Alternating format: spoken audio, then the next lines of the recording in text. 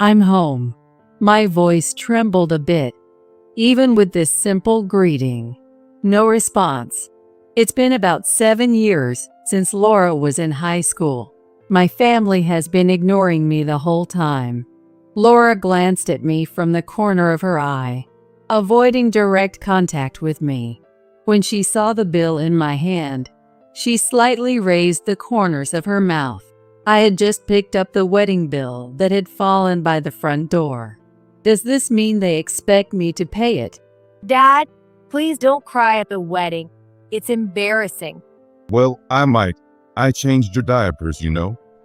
Just the other day, you were a baby and are now getting married. I'm happy, but it's complicated. Another man taking you away. Any normal parent would cry. Since I didn't feel like crying, does that make me not normal? Can I be done now? I muttered under my breath. But of course, no one paid any attention to me. It seems the time has come to let go of Laura. I am Amy Thompson, a housewife in my 50s. I've been married for 25 years, and soon, my only daughter, Laura, is getting married. How do most parents feel at times like this? Completely happy, or sad because their child is leaving the nest? Neither fit for me. I met my husband, Steve, at a diner. It was very close to my workplace, so I often stopped by. I got to know Steve, who worked there, and eventually he gave me his contact info, and we started dating. At that time, Steve was the manager of the diner, working from morning till night. Despite being busy, he called me almost every day. Today, we had some annoying customers, but hearing your voice calms me down, Amy. Listening to his complaints became a daily routine for me. Steve was very dedicated to his work and had a strong sense of responsibility. He never left the restaurant entirely to the part-timers, always taking the lead himself. It was a bit lonely that he had no time for dates because of his work, but I was also attracted to this serious side of him. After dating for a year, we got married. I'll be the one to support him closely from now on, since he tends to push himself too hard. I'll keep our place tidy and prepare healthy meals for him. It feels a bit old-fashioned and embarrassing, but I realized then that I really want to take care of the person I love. However, a few months after we got married, everything turned upside down, right after I found out I was pregnant. Oh, I quit my job. What? One morning, I asked Steve, who was watching TV in his pajamas, "Are you off today?" and got an unexpected response. "Did you say you quit? What's up?" Seeing my shock, Steve shrugged and gave a slight smile. I couldn't help it. It was too tough. His voice was gloomy, yet somehow defiant. It's true, he had a demanding job. He must have been enduring a lot. But right now, I'm pregnant. Fear about the future kept spreading through my mind. Quitting his job out of the blue without even consulting me, with a baby on the way. What are we going to do? These words were stuck in my throat. But seeing Steve pleading about how tough it was, I held back from voicing my thoughts. It felt like suppressing a strong urge to vomit. I kept thinking I should say something kind first, but if I spoke carelessly, I might end up blaming him. What's with your face? You look pissed because I quit my job without asking. Even though I intended to hide it, my emotions must have shown on my face. I quickly pressed my lips together tightly. All right, fine. I'll go back to work. If I talk to them now, they might let me retract my resignation. I guess I'm worthless unless I'm earning money. Sure, I'll work. Even if I might hang myself tomorrow because you're telling me to work. I couldn't help but open my mouth. That's not. Steve waited for my next words, his eyes damp. It's okay. Don't push yourself. I couldn't possibly tell him to work under these circumstances. Your health is more important than anything. I barely managed to squeeze out the words. Steve nodded, looking satisfied. He's a responsible, serious person, so he got more exhausted than most. After a little break, I thought he would start working again for our family. Luckily, I also have a full-time job and plan to take maternity leave after giving birth. Until then, I can support him. But even when I reached the end of my pregnancy and I gave birth to our adorable child, Steve didn't go back to work. Why don't you go back to work? Shortly after giving birth, Steve made an unexpected suggestion. Having you around the house with that gloomy face is annoying. Maybe you're not cut out for raising a kid? I'll take care of Laura, so you go back to work. Who was going to take care of her? At that time, Steve hadn't changed a single diaper or fed her. He hadn't even held her properly. I felt like you were always irritated, so I was scared to get close to Laura. I can handle it if you're not around. With Steve pushing me to return to work and my worries about our finances, I reluctantly agreed. I went back to work before 3 months postpartum. To my surprise, Steve took good care of Laura. But whenever I got home from my work and tried to hold Laura, Steve would quickly take her away. He would then cuddle her in a showy way. By the time Laura started walking, she was completely attached to her dad. It's natural for her to be attached to the person she spends the most time with. Let's all go to the park. When I suggested it on a day off, Steve frowned. What? If you have time to play, why not clean the house? There's dust piling up in the corners. Oh, right. People who don't take care of kids wouldn't notice that. You can't imagine our kid eating dust or feeling bad about a dirty place, can you? Sure, the house was messy. Steve only took care of Laura. Apparently, housework was my job. I once tried to talk about sharing the chores, but Steve got furious. You're dumping childcare on me and want me to do housework too? Wow, you must think you're living the high life. You look down on me just because you're earning money, right? The kind of old school dad attitude isn't acceptable anymore. Times have changed. Get it? Plus, you don't even earn as much as other dads. Yet you want to boss me around? Are you crazy? When something bothered him, Steve would go on and on without letting me get a word in. Before I knew it, Steve took care of the baby. Work and house chores were my responsibilities. Laura, who was very charming as a toddler, started to develop a personality just like Steve's as she grew older. Laura, don't leave your bag and balled-up socks at the front door. When Laura comes home from elementary school, she throws off her socks at the door, drop her jacket in the hallway, and leave the cupboard open after grabbing a snack from the kitchen.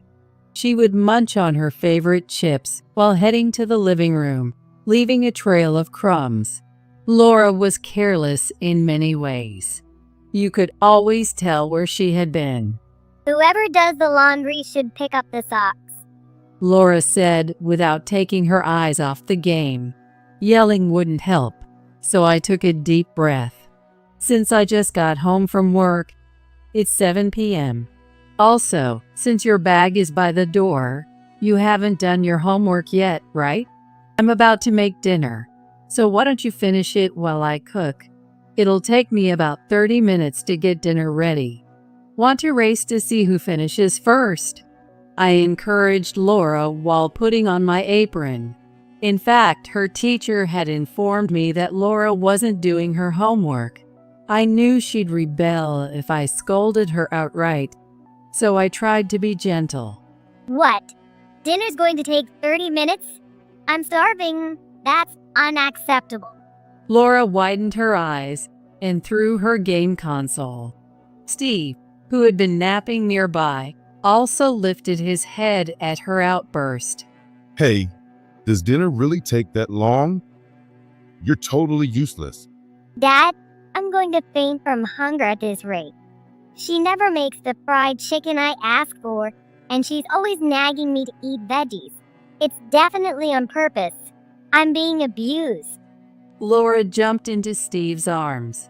She started crying and made me out to be the villain. It was the usual, but I knew she wasn't actually shedding any tears. It was fake crying. Steve should have realized it too, but he always took her side. You're really a terrible person, aren't you? Don't you care about your own child? Of course, I do. I responded immediately.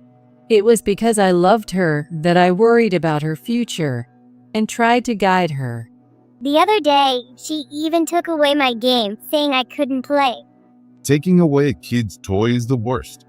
That time, Laura had already been glued to the game for 3 hours and refused to eat her lunch sandwich, demanding chips instead. When I skip school because I hate tests or sports, she finds out and gets super mad. Is she spying on me or something? It's creepy. Stop thinking of Laura as your possession. Respect her feelings. Steve is supposedly in charge of raising Laura, but I handle all communication with the school. He dumped it all on me, saying, "That's a mom's job. If Laura does something wrong outside, I'm the one who gets the call. But if I scold her, she cries and calls it abuse. Even when I just try to ask her about it, she's immediately combative. I'm at my wit's end." Spoiled by Steve, Laura is getting more and more out of control, and I worry about her future. Even if she rebels now, I keep hoping that one day she'll remember, Mom said this back then, and keep talking to her patiently. A turning point came when Laura was in high school. As she started noticing boys, she became much more ladylike in her behavior. Laura is very charming and quite popular with the boys. She's also trusted by the girls and has been nominated for class president. Everyone likes her. I was surprised when her high school teacher praised her so highly. I felt relieved, thinking that all the nagging and guidance over the years hadn't been in vain. I was genuinely happy, but her attitude at home got even worse. It was probably the backlash from being well-behaved outside. It seemed like she saw me as garbage, and her gaze was terribly cold. Geez, it's annoying. In the morning, Laura would enter the living room and click her tongue instead of saying, "Good morning." When I put the meal on the table, there's always a big sigh. "Ha, Laura, have a good day." Huh? Get lost. I always see her off at the front door, but all I get in return are hurtful words. She used to be incredibly sassy, but at least she talked to me, and I miss those days. It looks like it's going to rain heavily this evening. Be careful. Geez, it's gross. If I distance myself from Laura now, our parent-child relationship will truly fall apart. Just as her outward behavior drastically changed for the better as she grew, there will come a day when she'll treat me normally too. When are you going to stop clinging to Laura? How long are you going to hover around her? As I was seeing her off at the front door, Steve just got up. He was yawning with his messy hair. Laura finds you annoying. Of course, I knew she found me annoying, but I still saw her off. I knew if I overdid it, it would backfire, so I made sure not to skip this small gesture. To Steve and Laura, it might seem like I was lounging around in the morning, but I always ended up sprinting to the station to catch my train just in time. Good morning, Dad. Good morning, Laura. Hey, Dad, I'm going out with my friends on Sunday. Can you give me a ride to the station? Sure, got it. Seeing them chat so casually made my heart ache. Steve seemed to sense my complicated feelings and smirked at me. Poor Mom. Want to know how to get Laura to like you? Really, how? I had a glimmer of hope. Work more. Laura really appreciates money, so you should focus on earning. Maybe if you give her more allowance, she'll respect you. It was indeed an easy way to get liked.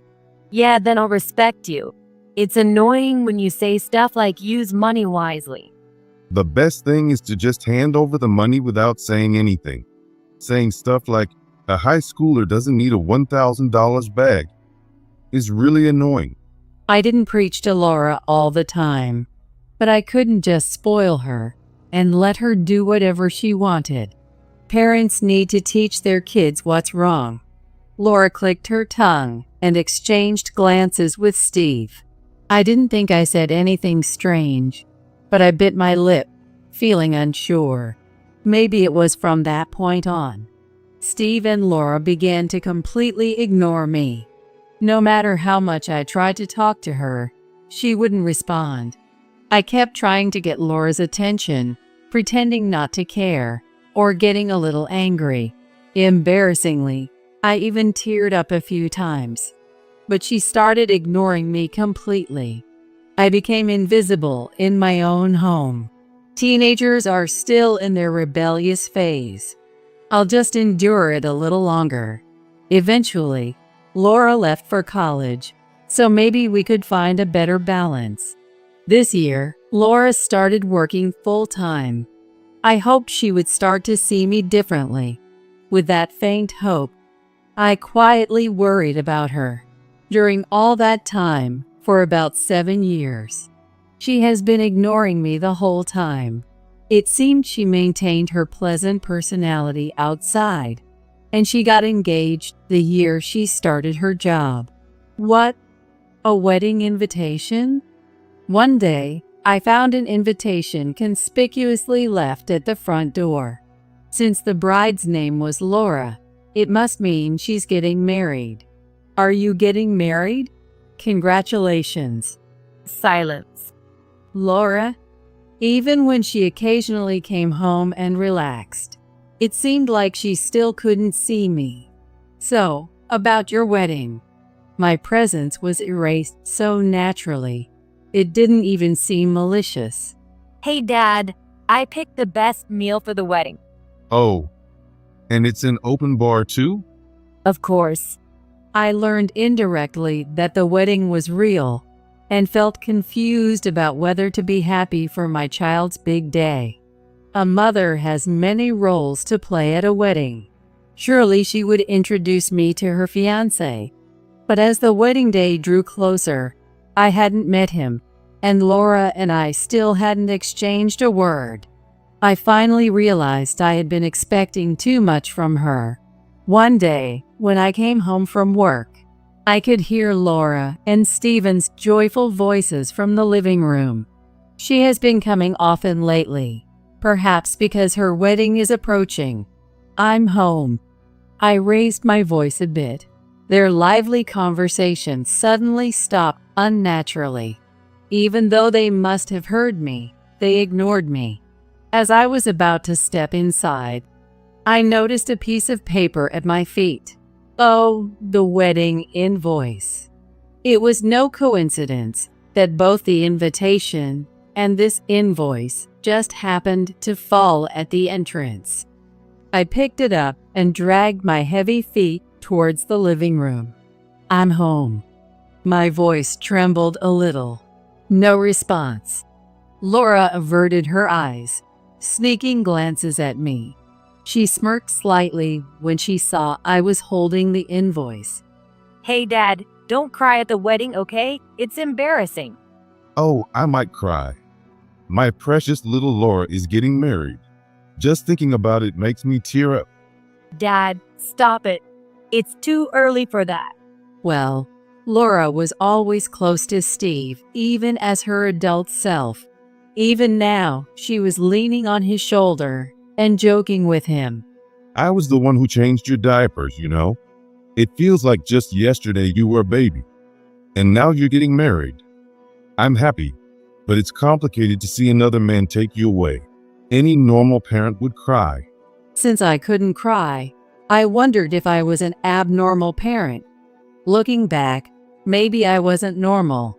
Steve was supposedly the stay-at-home parent, but he dumped all the troublesome tasks on me. He only spoiled Laura. No wonder she adored her kind dad and saw me as the villain.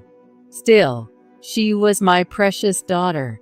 Even if I had to be the bad guy, I worried about her future. Ah, Laura. For the first time in years, I made eye contact with Laura. Her face, though in her early 20s, had deep lines between her brows and a mean expression. My precious daughter. I couldn't even think that in my heart. I felt a bit scared. It was as if a spell had been broken. I realized I had been overprotective. Maybe it's enough now, I muttered softly. But of course, no one even glanced my way. It seemed like it was time to let go of Laura. I had only received the wedding invitation about a month ago. The wedding day arrived in no time. An hour before the ceremony, my phone started ringing incessantly. The callers were Steve and Laura. They kept calling nonstop. Eventually, I received a message from Laura. Why aren't you coming to the wedding? This is so weird.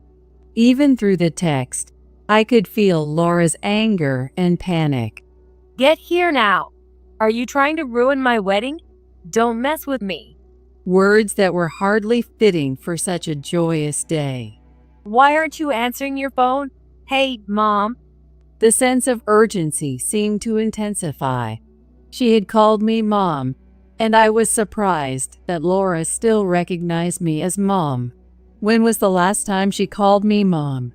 In my mind, I replayed a child's lisping voice saying, Mom. I couldn't even remember if that was Laura's voice. I had been waiting for the day Laura would call me Mom again. But it's too late. Enough already. I'll just turn off my phone. I carefully avoided answering Laura's calls and turned off my phone. I was in a nearby hotel room. If I stayed at home, they might come to drag me to the wedding. So, I took refuge here. Lying on the soft and clean bed, I tossed aside my noisy phone. A few hours later, I turned my phone back on and saw missed calls, even during the wedding ceremony. It seemed they couldn't have the emotional wedding they wanted. I had an appointment with someone in the evening, so I headed to the hotel lobby. Scanning the spacious lobby, I saw a man with a troubled expression sitting on a couch in the corner. Sorry to keep you waiting, Eric. I greeted him, and he stood up and bowed deeply. The polite man was Eric. He looking like a good young man in his late 20s. He was Laura's fiancé. I'm sorry for the trouble this has caused. No, not at all. The wedding was canceled just before it was to start, and I'm grateful to you, Amy. I was about to sit on the sofa opposite Eric when loud footsteps echoed through the quiet lobby. Why? And then there were shouts. I turned around to see Laura, nostrils flaring and baring her teeth, storming toward me. Behind her was Steve, seething with anger. They seemed to have their eye on Eric because I wasn't at home and I didn't respond to any calls. Maybe Eric's unusual behavior made them think he was hiding something, so they secretly followed him. Damn it. I knew something was up. He kept saying, we can't have the wedding without your mom. So insistently. You two were in on this from the start, weren't you? Damn you. She spat out her words with a fierce tone. I knew she had a sharp tongue, but the intensity reminded me of someone truly frightening, and it made me shiver for a moment. I glanced to my side and saw Eric with his mouth agape, looking like he was about to cry. Anyone who had led a fairly ordinary life wouldn't be used to being yelled at like this. She has absolutely no tolerance. Laura. Eric's raspy voice snapped Laura out of her rage. Her eyes, which had been narrowed, widened into big, round circles, and her stance shifted from bow-legged to pigeon-toed. Oh no, it's not like that. I was just so shocked. It was too late to completely change her demeanor. Eric backed away from Laura, who was now blinking her eyes and trying to get closer, his face pale. Laura realized she couldn't cover it up any longer. More than trying to smooth things over, she was eager to confront me. She relaxed her cute face and showed her almost natural expression. So, what's going on here? Were you, oh Mom, friends with Eric? Silence. I thought I heard Mom, but I pretended not to hear and looked up at the chandelier in the lobby. It was so exquisite and out of the ordinary. Hey, are you listening? Are you really in cahoots with Eric? My wedding got canceled because of you. Silence. A rich aroma of coffee wafted through the air. I suddenly wanted a cafe latte and turned to Eric. Hey Eric, how about we grab a coffee in the lounge? What? Before Eric could respond, an annoying noise cut through. You. Oh, Mom. I'm talking to you, Mom. What do you mean, coffee? Don't ignore me. Silence. Laura's face twisted in frustration, and even saying Mom seemed to infuriate her. Unable to contain herself, Laura grabbed my shoulders with both hands and shook me. My head swayed, but I didn't mind and put my index finger to my lips, thinking, maybe I'll have cheesecake with my coffee. Hey, Mom. Twisting her body, Laura kept calling me Mom. Stop ignoring me. Why are you ignoring me? Say something. Silence. Steve, who had been intimidated by Laura's intensity, finally joined in to support her. Do you think you'll get away with ruining Laura's wedding? Apologize to Laura. Come on. Stop being silent. Silence.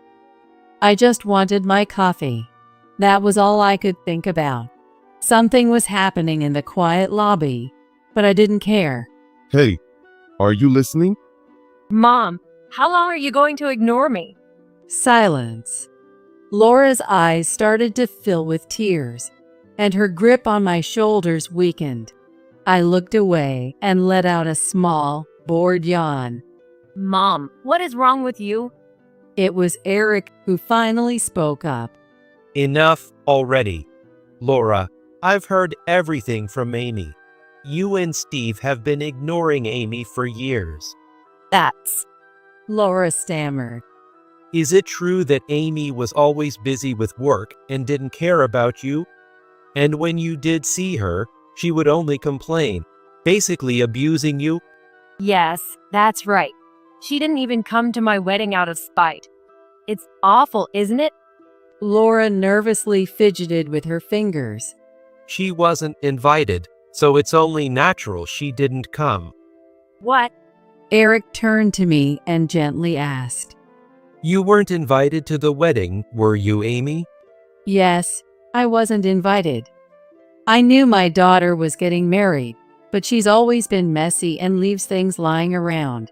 The wedding invitation was just tossed at the entrance, so I picked it up to check it. I just picked up the trash that had been left lying around. I wasn't invited, so I had no reason to be yelled at for not attending. Sorry, but I saw the personal information on that trash and contacted the groom, Eric, which brings us to now. Eric, you mentioned the wedding is canceled. Does that mean the engagement is off too? Yes, that's correct. That's a relief. Marrying a woman who treats the house like a trash can would be a nightmare. Laura was so shocked and angry that she couldn't speak. She took a deep breath and managed to curse at me. So you really spread lies to ruin my wedding. You're the worst.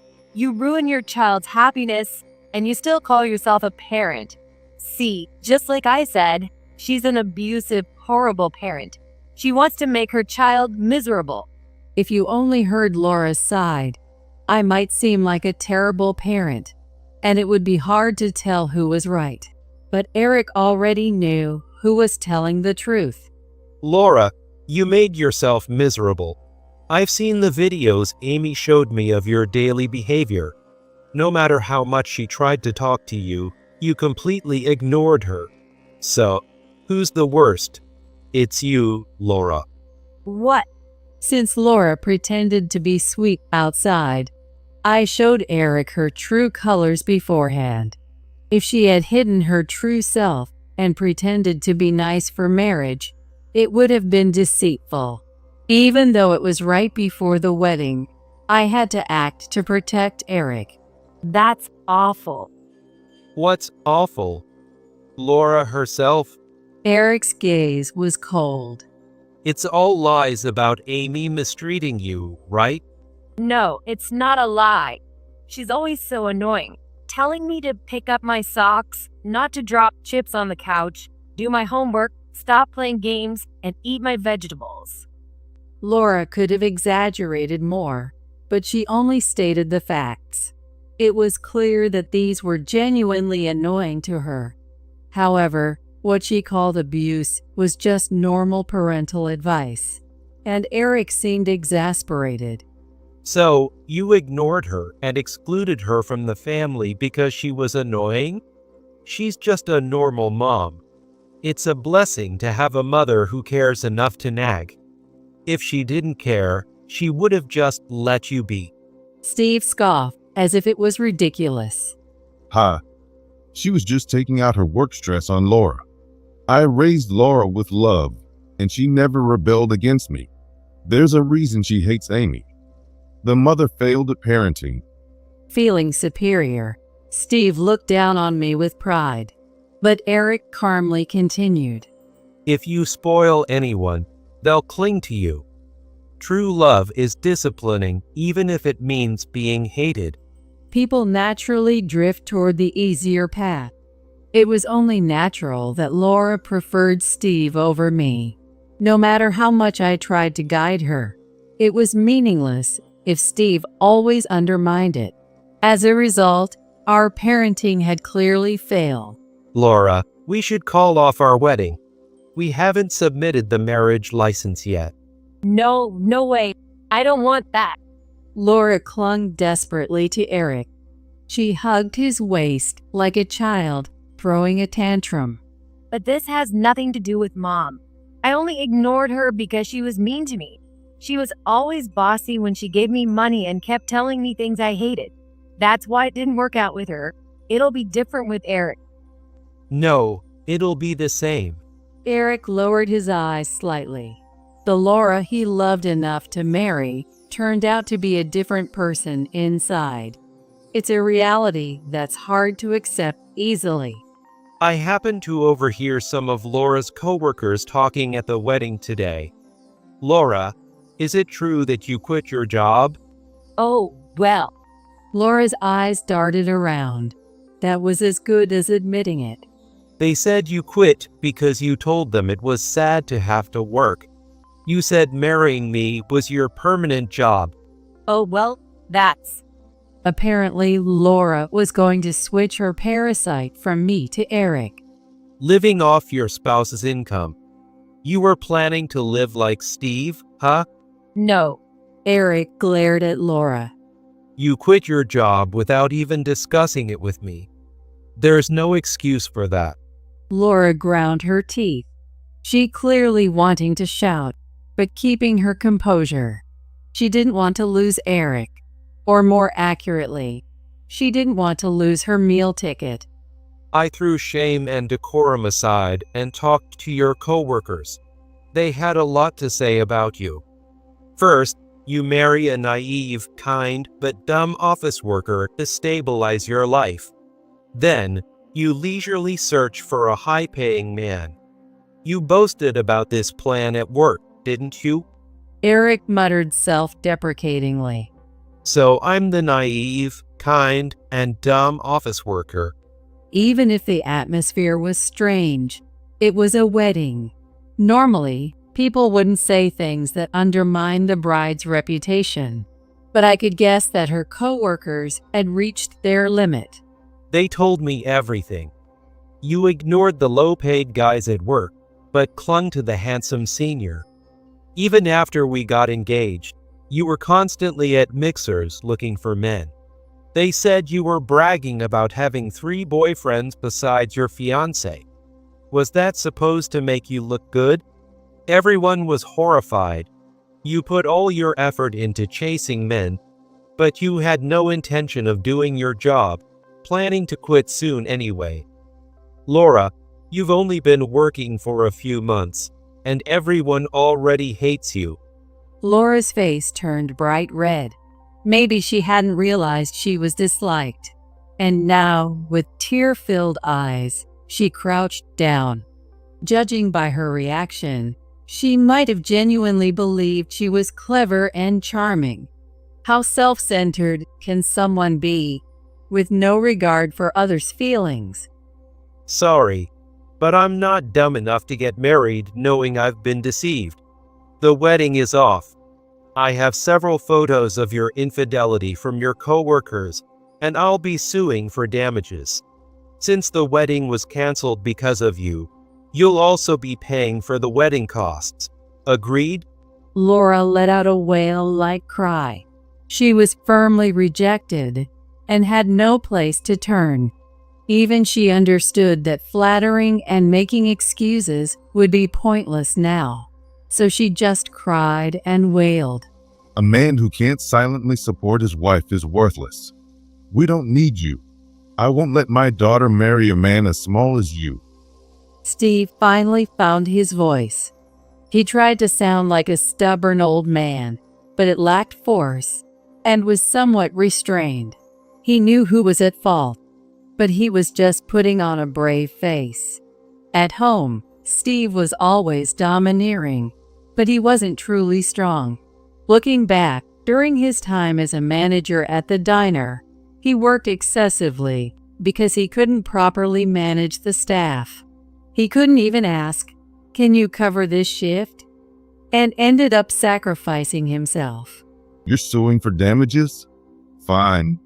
But infidelity damages are usually around $10,000 for married couples. For cheating before marriage, maybe $200 or $300. That's just pocket money. Do you need charity? Hilarious. Steve laughed mockingly at Eric. And don't worry about the wedding costs. Our breadwinner here will cover it. He only relied on me in such situations. He casually came close and slapped my back. I stayed silent and took a card out of my bag. I raised it to face height and then let it flutter to the floor. Huh? A social security card? Steve picked it up from the floor and tilted his head. Then his face turned pale. Wait, your name isn't Amy Thompson anymore? You're using your maiden name. Why? Silence. Why? Because I divorced you. There was no need to explain, so I stayed silent. Oh, He realized it immediately. You? Did you submit the divorce papers? Silence. A long time ago, when Laura was still in preschool, I had asked for a divorce. Steve didn't work and was a drain on our finances. Young Laura adored the indulgent Steve and started to resent me.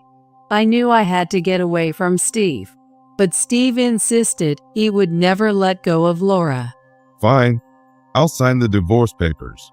If you want a divorce, go ahead. But Laura stays with me. You'll never see her again. But I wonder if I can raise her properly by myself because I am too sick to work. I have no choice but to take Laura with me to the other world. With that threat, he handed me the divorce papers. I didn't care what happened to Steve, but I couldn't submit them with Laura as a hostage. About 20 years passed. I had completely lost patience with Laura and finally felt free to submit the divorce papers. No, this can't be. A sudden divorce is a problem. Is it about the money? Of course it is. I just started going to a hair restoration salon last month. What about next month's payment? Oh, Steve clapped his hand over his mouth, realizing he had said too much. I was astonished that he was so openly worried about money.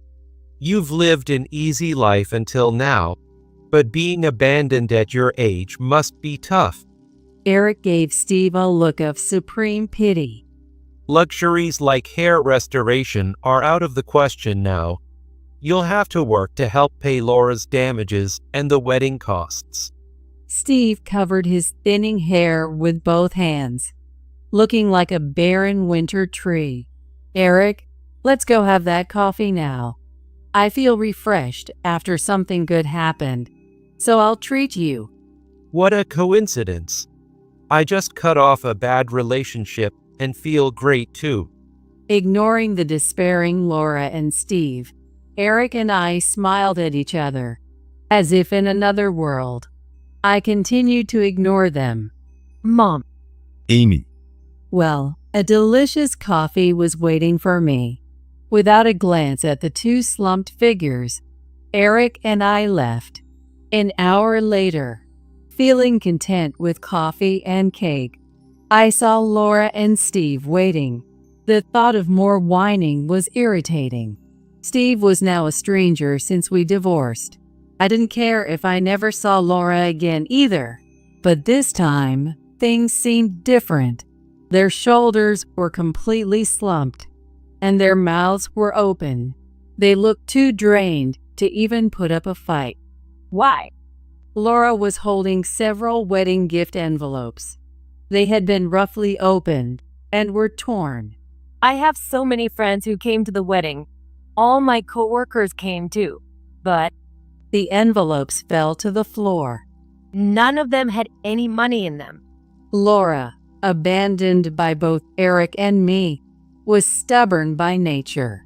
She might have planned to use the wedding gifts to pay for the damages and wedding costs, thinking she could make us eat our words.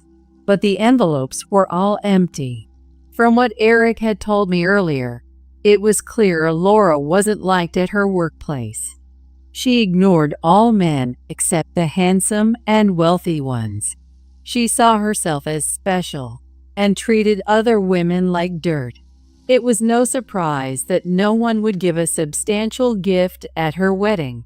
Perhaps they wanted to see what kind of man Laura had deceived. Or maybe they came to eat for free. Why? My friends. The men who seemed close to her likely wanted her body. The women probably never confronted her openly. Looking back, being nominated as class president in high school was likely just a way for classmates to dump responsibilities on her. Laura, who looked down on her female friends, was likely despised by them. The popular Laura, who was adored by men and surrounded by friends, was shattered. She lost her fiancé, her money, her job, her friends, and her pride. Mom, Laura clung to my waist, tears streaming down her face. A mother is supposed to comfort her child, saying, "It's okay," even when they fail. But mothers are human too. After being hurt for so many years, they can break. Mom. Silence. Ignoring someone doesn't cause physical pain. It doesn't cause injury, but it cuts deep into the heart. She should experience firsthand the cruelty of what she's done. I gently brushed off Laura's hand, and she fell back easily, landing on her butt. She didn't even have the energy to stand. Eric, I deeply apologize for the trouble my daughter caused. Since I didn't go through with the wedding, I'm truly grateful to you, Amy. I gave Eric a small nod. Well, I'm going back to my hotel room now. What about your home? Oh, it's a rental, so I've started the process to move out. I don't want to stay in a place filled with bad memories. My things are still there, but the movers will come tomorrow to take everything out. I see, Eric nodded. Steve, who was nearby, muttered, "Wait." So, where will Laura and I go? Silence. Laura is already an adult. With 2 adults, I do not need to worry about their living arrangements. Well, good night. Have a good night. Eric and I waved calmly as we parted. Laura and Steve couldn't follow us or call out to stop us. They were too stunned to move. They had always depended on others, and now they had to walk on their own. But that wasn't my concern. Later, I moved into a small apartment and lived alone. The day after the wedding, I changed my phone number and address, so Laura and Steve had no way to contact me. Finally, I was free from them. I worked and did chores every day, just like before the divorce. I'm home. But there was one difference. Now, I had a cheerful greeting waiting for me. "Welcome home. Welcome home." A voice echoed in the room. "Yes, I'm home, Tweety." I had started keeping a pet parrot. The way it replied, "Welcome home," was adorable. Welcome back. Living with a pet that can talk was more fulfilling and happy than being with people who couldn't communicate. Recently, my coworkers even commented, "You seem happier." My second life was just beginning.